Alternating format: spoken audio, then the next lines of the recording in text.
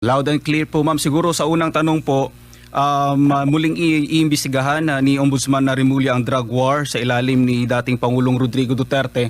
Ano po masasabi po ninyo tungkol dito ma'am? Ang masasabi ko dito, paboritong-paborito naman talaga ng administrasyon ang mga Duterte, no? Mula kay VP Sara, kay Tatay Digong, at ngayon naman po gusto nilang imbestigahang muli ang drug war.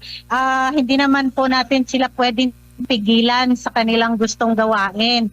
But being public servants, Admar and Almar, importante na malaman at iprioridad nila kung ano ang talagang concern ng taong bayan. And right now, the drug war that was implemented by former President Rodi Duterte is not the priority of the people, kundi ang korupsyon na nangyayari sa ating lipunan, particularly the flood control projects, the ghost projects, and even yung mga school buildings na hindi nagagawa ng maayos at iba pang mga infrastruktura na hinaharap ng ating mga different local government units at ng ating mamamayan.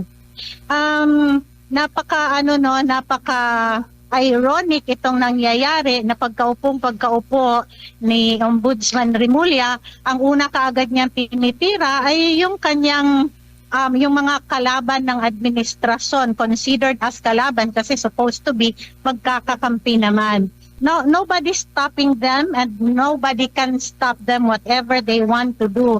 But it only shows, Admar, na iba ang prioridad ng pamahalaang ito. Nasa mata na nila ang troso, pero ang gusto nilang tingnan ay yung napakalayong bukirin para yon ang kanilang asikasuhin. Ma'am, bilang isang Pilipino, ano po yung kumbaga naging